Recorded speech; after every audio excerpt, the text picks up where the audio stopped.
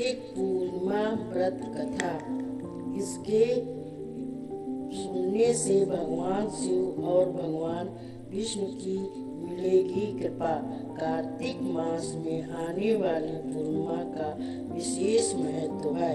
इस दिन व्रत करने से व्यक्ति को भगवान विष्णु के साथ साथ भगवान शिव की कृपा भी प्राप्त होती है। इसलिए कार्तिक पूर्णिमा के दिन इस कथा का पाठ जरूर करना चाहिए। इसके सुनने से व्यक्ति को दुखों से छुटकारा मिलता है।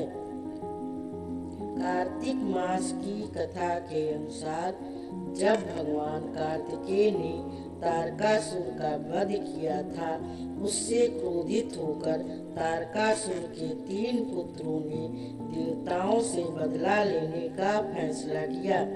तीनों असुरों के नाम थे तारकाच, कमलाच और बिंदुमाली।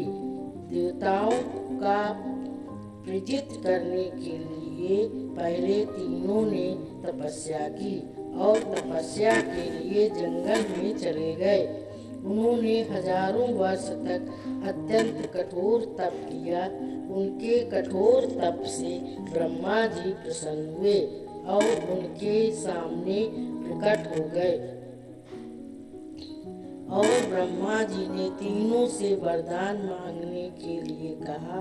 तीनों ने कहा कि ब्रह्मा जी, हमने आपको प्रसन्न करने के लिए कठोर तप किया है, आप हमें अमरता का वरदान दें। उनका यह वरदान सुनकर ब्रह्मा जी ने कहा कि मैं आपको अमरता का वरदान नहीं दे सकता, लेकिन तुम इसमें कोई ऐसी शर्त रख लो जिससे पूर्ण होने पर ही आपकी मृत्यु होगी।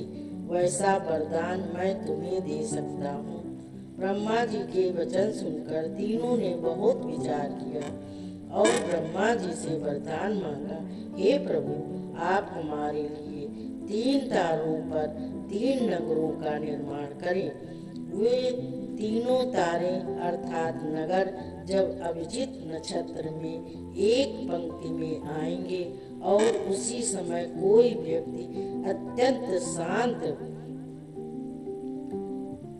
अवस्था में हमें मारेगा, तभी हमारी मृत्यु होगी और हमें मारने के लिए उस व्यक्ति को एक ऐसे रथ और बाण की आवश्यकता होगी जो बनाना असंभव हो। सिर्फ उससे ही हमारी मृत्यु हो।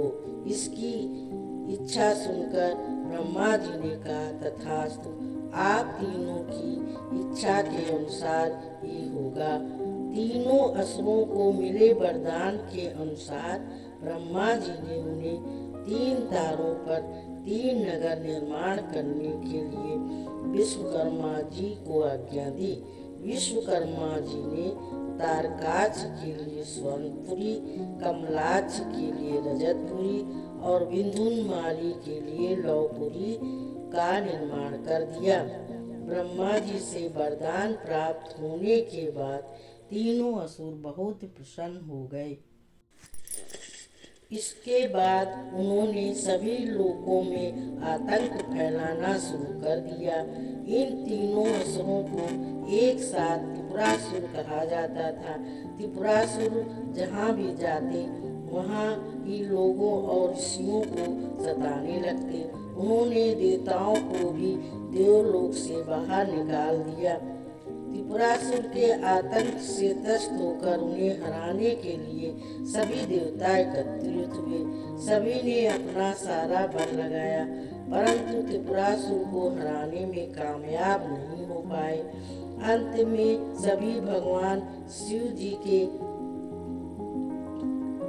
शरण में गए। देवताओं ने कैलाश पर्वत पर जाकर शिव जी को पूरा वृत्तांत बताया। तब भगवान शंकर ने कहा कि आप सभी देवता मिलकर प्रयास करें। देवताओं ने कहा कि प्रभु, हम सभी ने मिलकर त्रिपुरासुर का वध करने का प्रयास किया, लेकिन हम कुछ नहीं कर पाए। हम आपकी शरण में आए हैं, आप ही हमारी रक्षा कर सकते हैं। तब शिव जी ने कहा कि मैं अपना आधा बल तुम्हें देता हूँ, इस बल की सहायता से प्रयास करके देखो। शिव जी ने अपना आधा बल देवताओं को दे दिया, लेकिन देवता शिव जी का आधा बल सहन नहीं कर पाए। फिर भगवान शिव ने स्वयं ही त्रिपुरासुर का संहार करने का संकल्प लिया। वरदान के अनुसार अब त्रिपुरासुर का वध करने के लिए रथ और धनुष बाण सिद्ध करना आवश्यक था। भगवान शिव ने पृथ्वी को ही अपना रथ बनाया, सूर्य और चंद्रमा को उस रथ के पहिए बनाए, सृष्टा सारथी बने।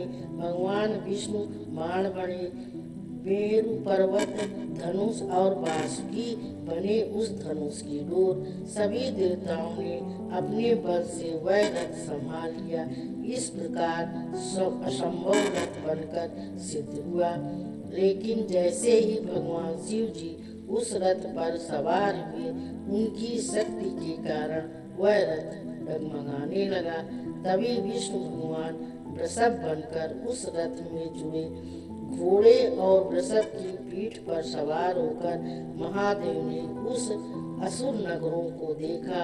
अपने धनुष पर बाण रख उन्होंने पाशुपात अस्त्र का संधान किया और तीनों तारों को नगरों को एक पंक्ति में आने का आदेश दिया। अभिजीत नक्षत्र में तीनों नगर एक पंक्ति में आते ही भगवान शिव ने अपने बाण से तीनों नगरों को जलाकर भस्म कर दिया। इसमें तीनों असुरों का भी अंत हो गया। जिस दिन तीनों असुरों का वध हुआ, उस दिन कार्तिक पूर्णिमा थी। तभी से भगवान शिव जी त्रिपुरांतक बन गए। त्रिपुरांतक का अर्थ है तीन पुरों का अर्थात नगरों का अंत करने वाले। भगवान विष्णु ही भगवान शिव को यह नाम दिया।